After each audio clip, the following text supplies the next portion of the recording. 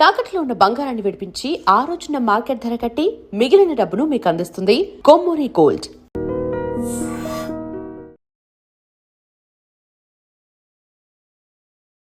నమస్తే, నేను Kavitha. Welcome to iDream news and నిజాలు. మాజీ ఆర్మీ చీఫ్ ముకుందన్ నరవణే రాసినటువంటి book the 4 stars of destiny, ఆ పుస్తక వివాదానికి సంబంధించి పార్లమెంట్ స్తంభించింది. చర్చోపచర్చలు దేశవ్యాప్తంగా జరుగుతున్నాయి. లేటెస్ట్గా నరవణే ఆ బుక్ సంబంధించినటువంటి వివాదం మీద రెస్పాండ్ అయినప్పటికీ రాహుల్ గాంధీ మాత్రం నరవణే ఇచ్చినటువంటి రియాక్షన్స్ మీద మాట్లాడడానికి నిరాకరించారు. ఎంటైర్ ఎపిసోడ్లో ఏం జరిగింది, నరవణే దీన్ని ఎలా చూస్తున్నారు? మనతో పాటుగా ఉన్నారు సీనియర్ జర్నలిస్ట్ సురేష్ కొచాతిల్ గారు. సార్ నమస్తే. సో నరవణే ఆయన రాసినటువంటి బుక్ దేశవ్యాప్తంగా చర్చనీయాంశమైంది. పెంగ్విన్ రెస్పాండ్ అయింది. ఆ తర్వాత కూడా పార్లమెంటు స్తంభించేటువంటి సిచ్యువేషన్. ఎగ్జాక్ట్గా ఏం జరిగింది, ఆయన ఏం రాశారు అనే దాని మీద నరవణే వెరీ రీసెంట్గా ఇంటర్వ్యూలు కూడా ఇచ్చారు. ఈ ఎంటైర్ ఎపిసోడ్లో ఆయన టేక్ ఎలా ఉంది సార్? యాక్చువల్లీ నేను అనుకుంటాను కవిత గారు, నరవణే గారు పార్లమెంట్ సెషన్ ఉన్నప్పుడే మాట్లాడాల్సి, అప్పుడు చేయాల్సి ఉండే. ఆయన అప్పుడు ఒక ట్వీట్ చేసిన అంతే, పబ్లికేషన్ వాళ్ళు ట్వీట్ చేసిన దానికి ఒక రీట్వీట్ లాగా దిస్ ఈజ్ అ స్టేటస్ అని పెట్టేశారు అంతే. దానికన్నా ముందు ఆయన ఏం చెప్పలేదు, దాని తర్వాత కూడా ఏం చెప్పలేదు. నేను అనుకుంటాను ఈ ఎంటైర్ ఇష్యూ ఒక పొలిటికల్ డ్రామా లాగా వాడుకున్నారు లోక్సభలో పార్లమెంట్ సెషన్ వాషౌట్ చేయడానికి. ఇది మీరు చూస్తే రాహుల్ గాంధీ ఇది రెగ్యులర్ హ్యాబిట్. ఇది మీరు రఫేల్ తీసుకోండి, మొత్తం సెషన్ వాషౌట్ చేశారు.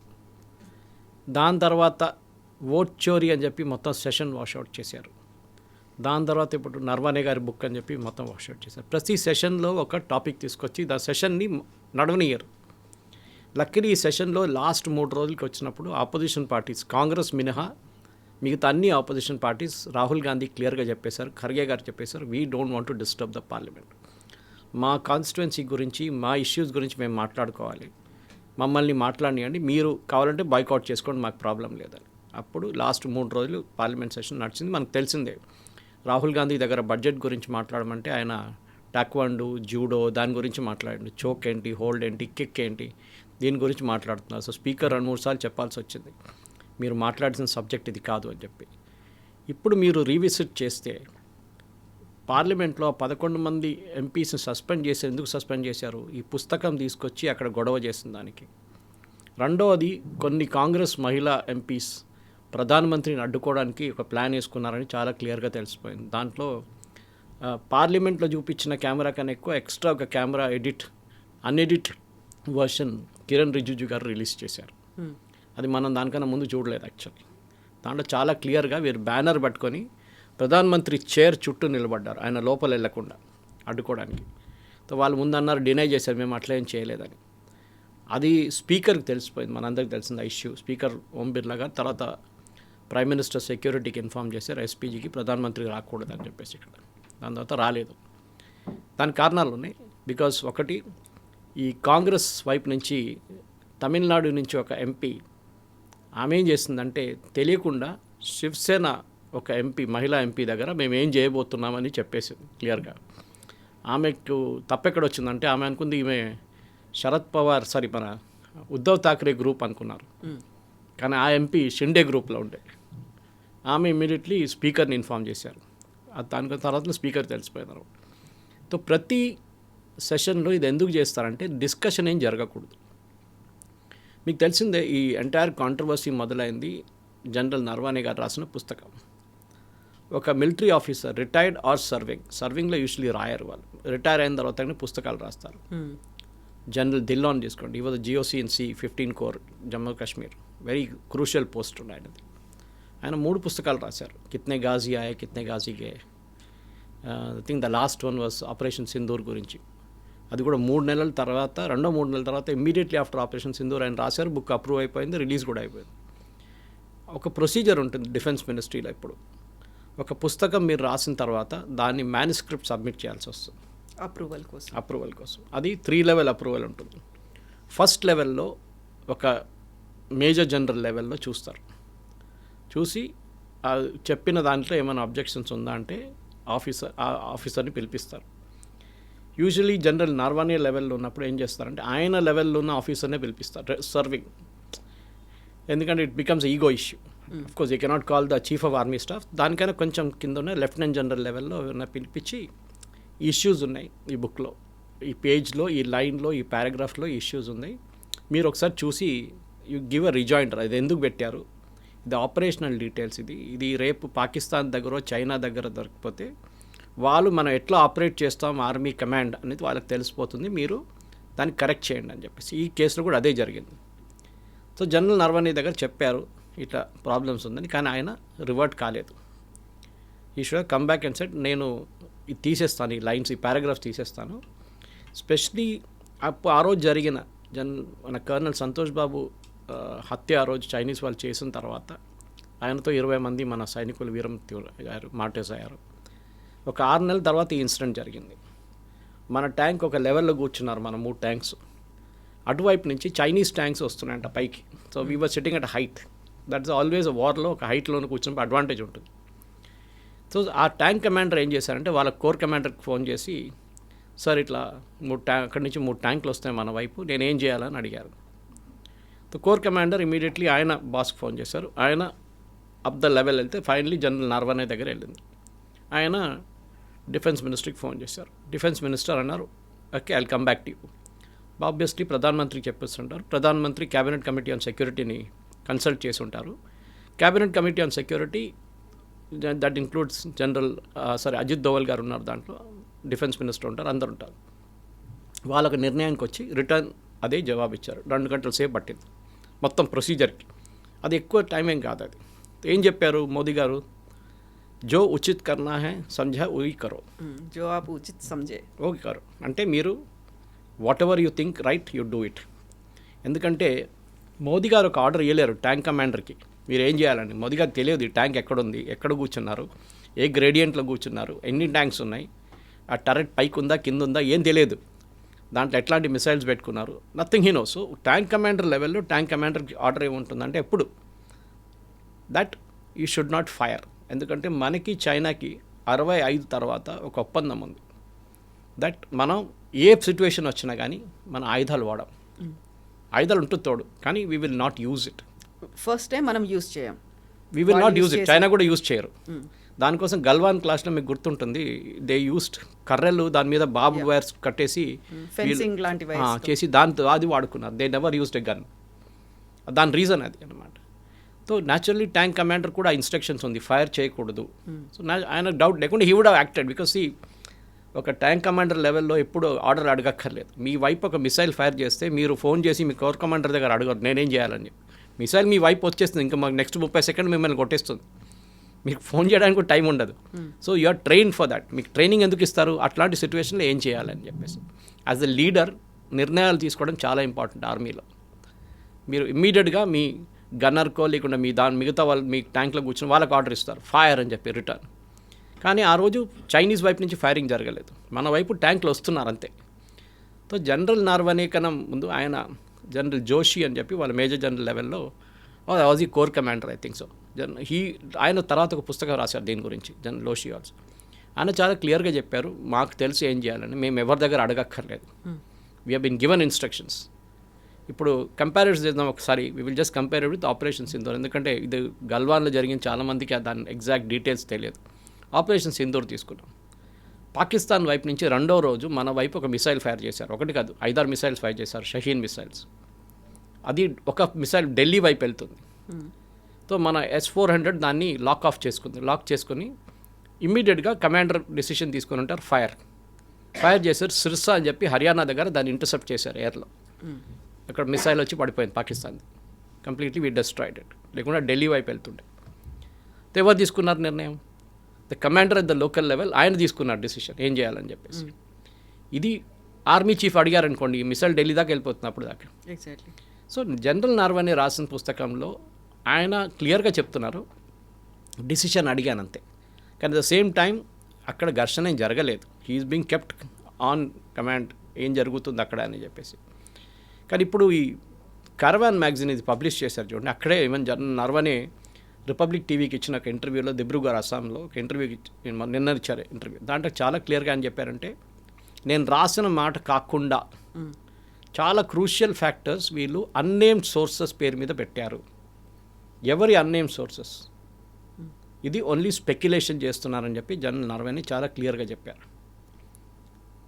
రెండో మాట చాలా ఇంపార్టెంట్, మనం 1 ఇంచ్ ల్యాండ్ కూడా చైనాకి మనం ఇవ్వలేదు.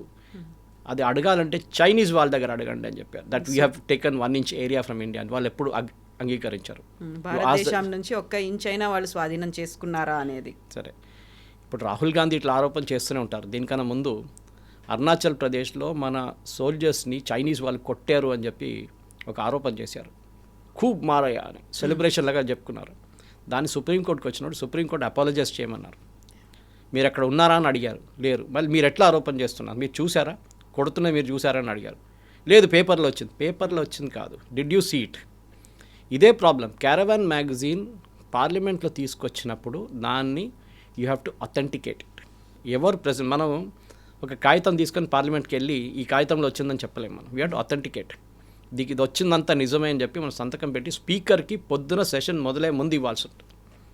రాహుల్ గాంధీ చేయలేదు, సర్ప్రైజ్ ఎలిమెంట్గా తీసుకొచ్చాడు దీన్ని.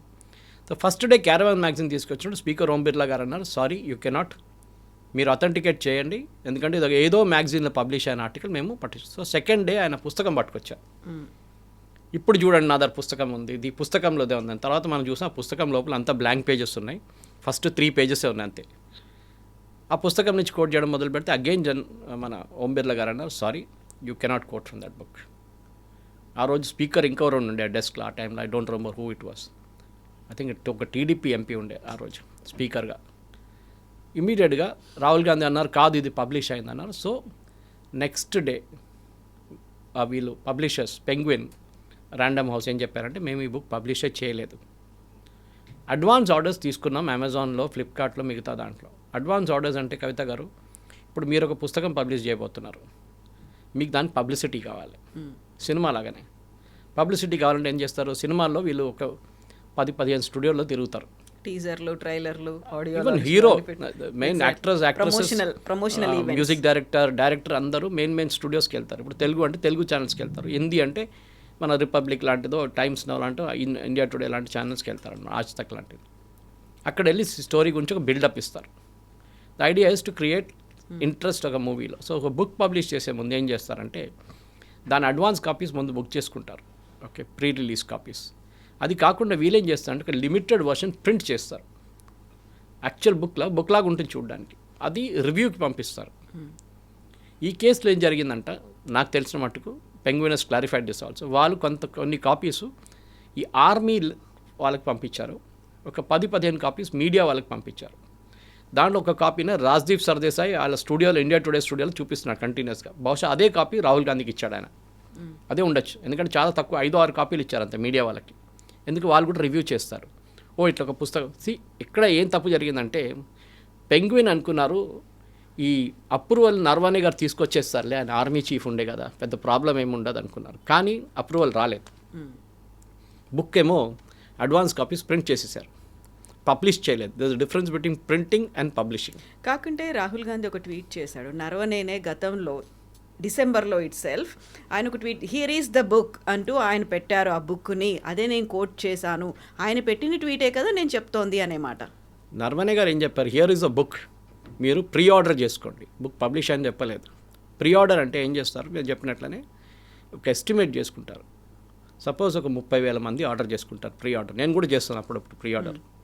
అంటే ఒక 3 నెలల తర్వాత రావాలే బుక్ని ముందే ఆర్డర్ చేసుకుంటాను. యూజువలీ వాళ్ళు ఒక ఆటోగ్రాఫ్ కూడా ఇస్తారు దాంతోపాటు, అంటే sign copy by the author అని చెప్పి, అంటే ఆయన ఎక్కడో ప్రెస్లో ఎక్కడో కూర్చొని సైన్ చేస్తాడని ఈ కాపీలని. So it's like a reward అనమాట, ఎక్స్ట్రా, విచ్ నార్మల్ కొనే మనిషికి దొరకదు అది. ఈ ప్రీ ఆర్డర్లు ఏం తెలిసిపోతుంది అంటే, పబ్లిషర్కి ఇన్ని కాపీలు డిమాండ్ ఉంది, 30,000, 40,000, 10,000, 15,000 ఇన్ని కాపీస్ ఉంటుంది. రెగ్యులర్ సేల్స్లో ఇంకొక 10,000 పోతుంది, మనం 20,000 కాపీస్ ప్రింట్ చేద్దాం. దెన్ దే స్టార్ట్ ప్రింటింగ్ అనమాట. ఈ అప్రూవల్ రాలేదు, ఫస్ట్ లెవెల్లోనే ఆర్మీ హెడ్ క్వార్టర్స్లో ఇది ఆగిపోయింది బుక్.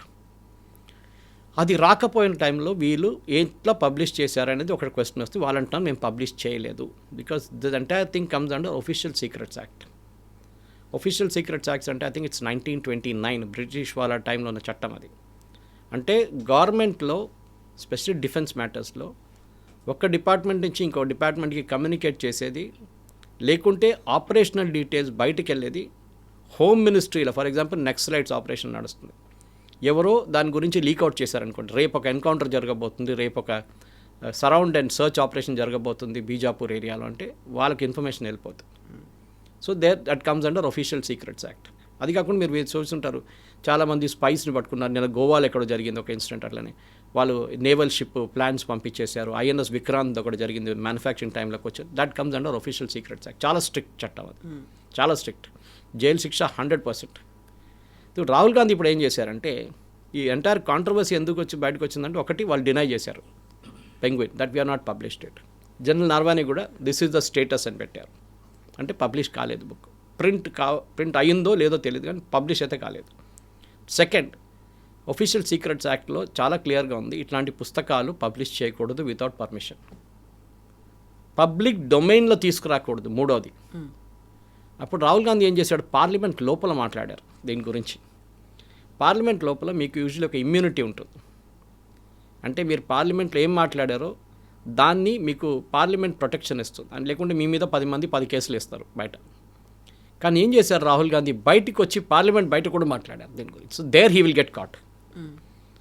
ఇప్పుడు ఢిల్లీ పోలీస్ దీనికన్నా ముందు ఒక 15-20 రోజులు పార్లమెంట్ సెషన్ టైంలోనే ఒక కేసు రిజిస్టర్ చేశారు against unknown persons, official secrets act. ఎందుకు కవిత గారు ఇది ఎందుకు వచ్చిందంటే, నేను I just explain to you. ఈ correspondence army chief and Rajnath Singh నడిమిట్లో నడిచిన కరస్పాండెన్స్ ఎంత టైం తీసుకుందని చైనీస్ వాళ్ళకి పాకిస్తాన్ వాళ్ళకి ఇప్పుడు తెలిసిపోయింది చాలా క్లియర్గా. ఒక ప్రధానమంత్రి నిర్ణయం తీసుకోవాల్సిందంటే క్యాబినెట్ కమిటీ ఆఫ్ సెక్యూరిటీ ఎంత నిర్ణయం తీసుకోవాలంటే ఎంతసేపు తీసుకుంటున్నారు అక్కడ కూడా క్లారిటీ వచ్చేసింది. నెక్స్ట్ టైం పాకిస్తాన్ చైనా వాళ్ళు ఇట్లనే ఏదైనా ఆపరేషన్ నడిచినప్పుడు వాళ్ళకి చాలా క్లియర్గా తెలిసిపోతుంది, వీళ్ళకి 1/2 అవర్ పడుతుంది ఈ కమ్యూనికేషన్లో, ఈ 1/2 అవర్లో మనం కొట్టేయాలని. అలాంటప్పుడు మాజీ చీఫ్దే తప్పు అవుతుంది కదా Naravane. Why he has to reveal everything, అన్నిటినీ చెప్పాలి, దానికి ఒక బుక్ తీసుకొని రావాలి, ఇలా మాట్లాడుకున్నాం ఇక్కడ నుంచి ఇక్కడికి వెళ్ళింది, జో ఆప్ ఉచిత్ సంజే ఓ కీజియే అనే మాట ఇవన్నీ కూడా చెప్పారు అంటే వై షుడ్. ఇప్పుడు ఆపరేషన్ సింధూర్లో ఎంత నష్టం జరిగింది అనేది చెప్పలేదు, ఆ సర్జికల్ స్ట్రైక్లో ఏం జరిగింది అనేది చెప్పినప్పుడు బీయింగ్ ఏ ఆర్మీ చీఫ్ అప్పుడు ఆ కాలంలో జరిగింది అనేది ఇప్పుడు చెప్పాల్సిన అవసరం చెప్పకూడదు. Actually you are right about it, మీరు చెప్పింది 100% కరెక్ట్. దానికి ఆర్మీ హెడ్ క్వార్టర్స్ ఆపేశారు దాన్ని. సో ఆయన ఏం చేయాలంటే at that level of thing ఆయన ఏమంటే ఆర్మీ హెడ్ క్వార్టర్స్ నాకు ఏ రెస్పాన్స్ ఇవ్వలేదు, నో రెస్పాన్స్ ఇవ్వకపోతే డస్ ఇస్ నాట్ అప్రూవల్. ఇంగ్లీష్లో అంటారు no news is good news అంటే, కాదు, ఇట్ ఈస్ మీకు అప్రూవల్ రాలేకపోతే that means army headquarters అక్కడ ఆపేశారు. దాన్ని వాళ్ళు నో కూడా చెప్పలేదు, వాళ్ళు ఎస్ కూడా చెప్పలేదు మీకు. బట్ స్టేటస్ కో అనేది కూడా కాదు, అది స్టేటస్ కూడా కాదు. So it is there, book cannot be published, simple as that. మళ్ళీ ఈ బుక్ పెంగ్విన్ వాళ్ళు దాని PDF కాపీస్ ఎట్లా రిలీజ్ చేశారు ఒకటి. రెండవది అడ్వాన్స్ కాపీస్ యూరోప్లో అమ్మడం ఎట్లా మొదలుపెట్టారు. సేమ్ అడ్వాన్స్ కాపీస్ అమ్మడం అంటే ఆర్డర్. ఇన్ఫ్యాక్ట్ మీరు ఇప్పుడు వెళ్ళి ఫ్లిప్కార్ట్కో లేకుంటే అమెజాన్ ఇండియా సైట్కి వెళ్తే ఆ బుక్ లేదు, ఇనిషియలీ ఉండే, నేను దాని స్క్రీన్ షాట్ తీసుకొని పెట్టుకున్నాను నేను. So this is the usual trick వీళ్ళు ప్లే చేస్తారు ఎప్పుడైనా కానీ. నేను చాలా ఆర్మీ డిఫెన్స్ బుక్స్ చదువుతా ఉంటాను రెగ్యులర్గా, వీళ్ళు పబ్లిష్ అని చెప్పాను చూడండి, డిలన్ గారు బుక్స్ ఉన్నాయి, చాలా బుక్స్ ఉన్నాయి అట్లాంటివి. Even general Joshi who was commander అని చెప్పాను చూడండి, ఆ టైంలో గల్వాన్లో ఆయన రాశారు పుస్తకం దీని గురించి. ఎగ్జాక్ట్లీ ఆపోజిట్, జనరల్ నరవానే చెప్పింది దాని ఎగ్జాక్ట్ ఆపోజిట్ ఆయన కమాండర్ లెవెల్లో చెప్తున్నాడు, ఇది కాదు నేనే డిసిషన్ తీసుకున్నాను. అండ్ జనరల్ నరవానే స్మితా ప్రకాష్కి ఇచ్చిన ఒక ఇంటర్వ్యూలో ANIలో దీని గురించి ఒక ఆయన సర్వింగ్ టైం నుంచి రిటైర్ వచ్చినప్పుడు మాట్లాడిన ఒక ఇంటర్వ్యూ ఉంది. దాంట్లో చాలా క్లియర్గా గల్వాన్లో ఏం జరిగింది ఒకటి, గల్వాన్ తర్వాత ఏం జరిగింది, ఈ పర్టికులర్ చైనాతో చిన్న ఒక స్కర్మిష్ జరిగింది చూడండి, దాని గురించి చాలా క్లియర్గా మాట్లాడారు. స్మితా ప్రకాష్ అది మళ్ళీ రీపబ్లిష్ చేశారు ఈ కాంట్రవర్సీ నడిచినప్పుడు. దాంట్లో వాళ్ళు క్లియర్గా చెప్తున్నారు అట ఆర్మీ చీఫ్ లెవెల్ నేను నిర్ణయం నేను తీసుకున్నాను. మేబీ నేను అనుకుంటాను ఏం జరుగుంటుందంటే ఆయన ఒక బ్యాకప్ తీసుకున్నారు అక్కడి నుంచి, కమాండర్కి చెప్పేసి ఉంటారు యూ డిసైడ్.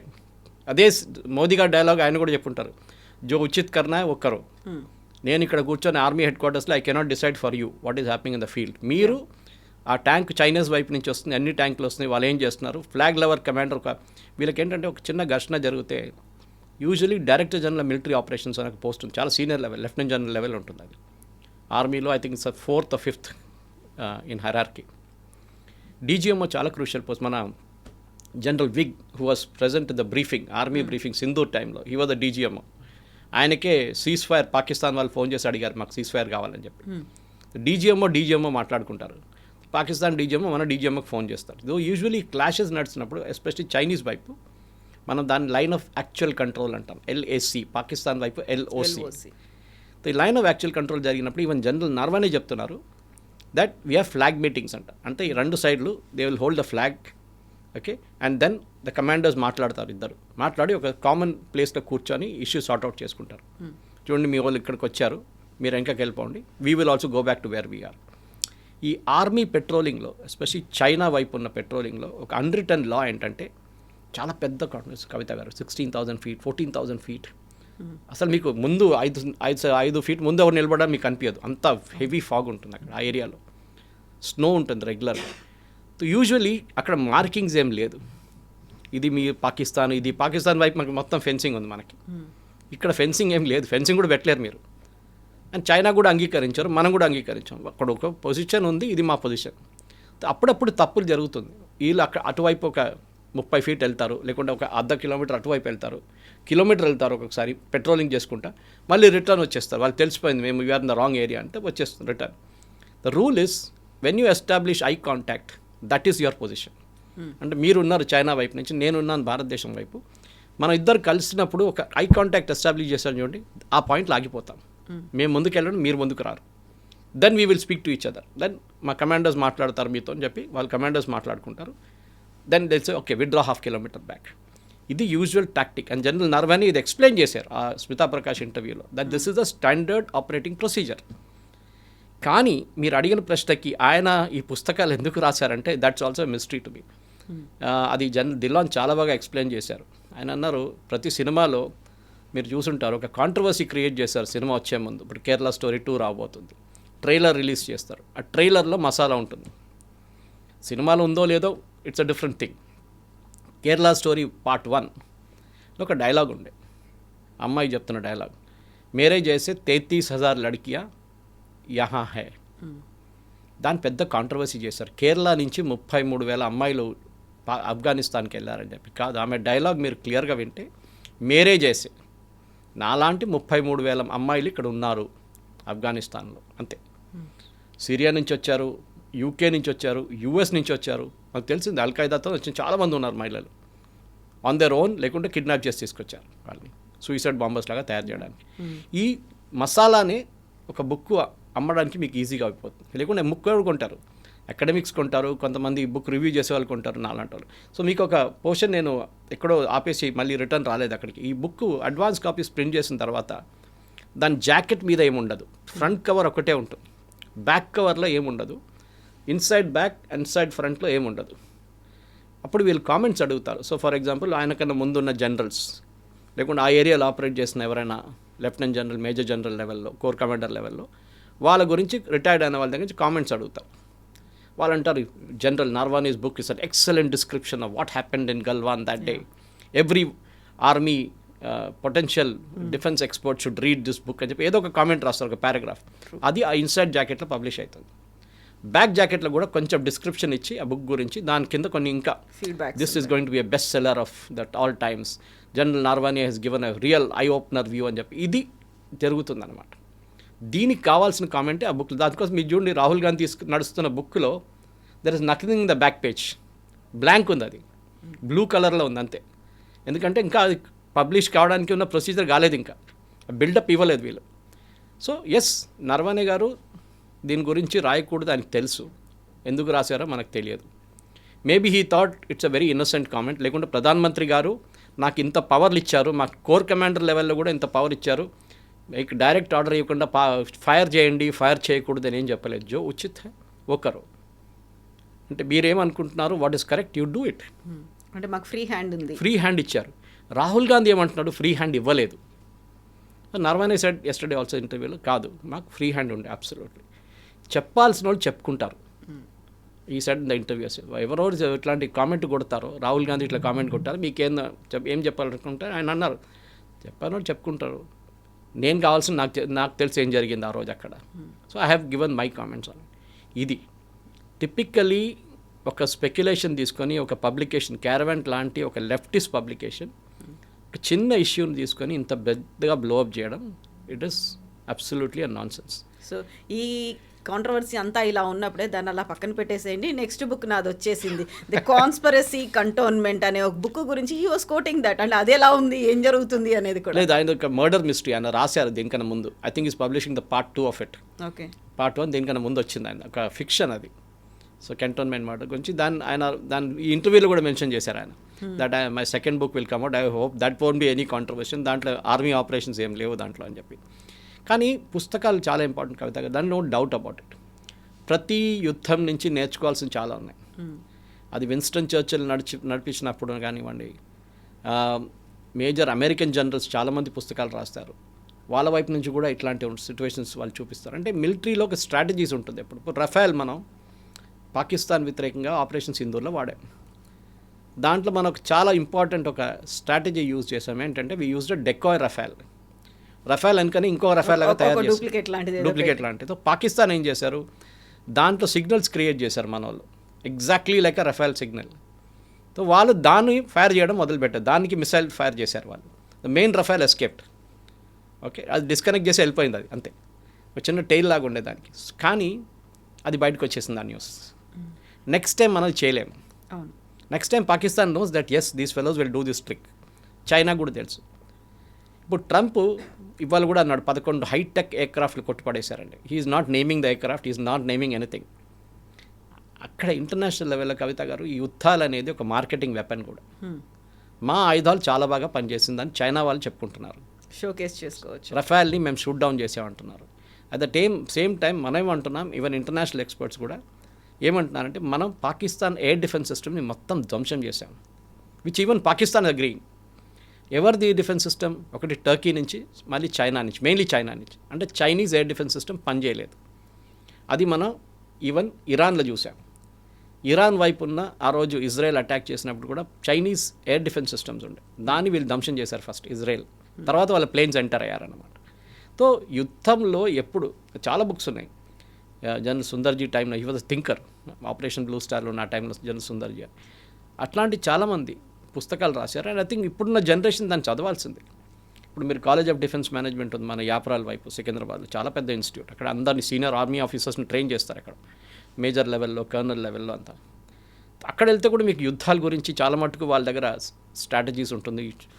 నార్మండీ ల్యాండింగ్ కానివ్వండి, సెకండ్ వరల్డ్ వార్లో ఏం జరిగింది, ఫస్ట్ వరల్డ్ వార్లో ఏం జరిగింది, సొమాలియాలో ఏం జరిగింది, వియట్నాంలో ఎట్లా జరిగింది వార్ యుద్ధం అని చెప్పేసి చాలా ఉన్నాయి. దాని నుంచి నేర్చుకోవాల్సిన లెసన్స్ ఉంటుంది, అది నేర్చుకోవాలి. కానీ ఇట్లాంటి అన్నెసెసరీ కాంట్రవర్సీస్ క్రియేట్ చేసి పార్లమెంట్ని ఆపడం, ఎందుకంటే ఎవరైనా తిరిగి అడగొచ్చు. నేను అడిగాను ట్వీట్లో రాహుల్ గాంధీ దగ్గర, అఫ్కోర్స్ ఆయన నా కోసం నన్ను రిప్లై చేయడలే, కానీ మీ grandfather 38,000 square kilometres, great grandfather Nehru garu 38,000 square kilometres చైనాకి అప్పగించారు కదా, ఫ్రీగా ఇచ్చేశారు 62-65 తర్వాత. ఎందుకు? ఆయన ఏమన్నారు, అక్కడ ఏం లేదు లద్దాఖ్లో, అక్కడ నథింగ్ గ్రోస్ దేర్ అన్నారు. దానికో చైనాకి ఇచ్చేద్దామన్నారు, ఇచ్చేశారు కూడా. ఇప్పుడు వాళ్ళు దాన్ని అక్సై చిన్ అని చెప్తున్నారు, చైనా టెరిటరీ అని దాని మీద కూర్చున్నారు వాళ్ళు. అది మన టెరిటరీ యాక్చువల్లీ, కానీ ఇప్పుడు మనం ఏం చేయలేం దాన్ని. ఇటువైపు జమ్మూ కాశ్మీర్లో ఆజాద్ కాశ్మీర్ అని పాకిస్తాన్ చెప్పుకుంటాం, పాకిస్తాన్ ఆక్యుపైడ్ కాశ్మీర్ అని మనం చెప్పుకుంటాం. అది ఆ రోజు 1947లో 48లో తీసుకోవాల్సిన నిర్ణయం 2 రోజులు డిలే చేశారు. సర్దార్ పటేల్ గారు వార్నింగ్ కూడా ఇచ్చారు నెహ్రూకి, జవహర్ తుమ్ గల్తీ కర్ రే హో, జల్దీ కరో. లేదు, రాజా హరిసింగ్ ఇంకా సైన్ చేయలేదని చెప్పి 2 రోజులు ఆపారు. పాకిస్తాన్ ట్రైబల్స్ అన్నారు, వాళ్ళు పాకిస్తాన్ ఆర్మీనే ఉండేది, వాళ్ళు వచ్చి ఆ ఏరియా ఆక్యుపై చేసుకున్నారు. మన చేతి నుంచి చదిపోయింది. సిలెట్ వైపు అటువైపు మొత్తం now it's Pakistan occupied Kashmir. మన మ్యాప్ చూడడానికి చాలా బాగుంటుంది జమ్మూ కాశ్మీర్ది, కానీ ఇటు ఒక ముక్క నెహ్రూ గారు ఇచ్చేసారు, పెద్ద ముక్క. ఇటు ఆల్మోస్ట్ ఒక పంజాబ్ హర్యానా సైజులో ఉన్న ఒక పోర్షన్ చైనాకి ఇచ్చేశారు.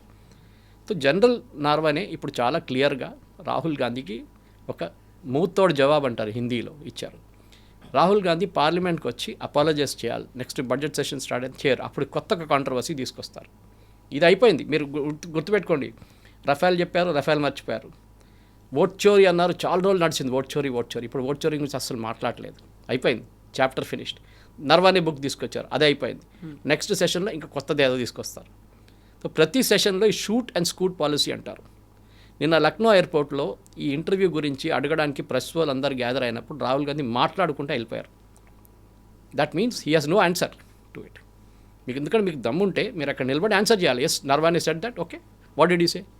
కాదు నేను నా పొజిషన్ నేనే ఉంటున్నాను, నేను చెప్పింది నిజం అని చెప్పాలి. అట్లాంటి అది కాకుండా అవాయిడ్ చేసి పారిపోతున్నారు. పార్లమెంట్లో కూడా అదే చేసి, పార్లమెంట్లో ఒక ప్రొసీజర్ ఉంది కవిత గారు.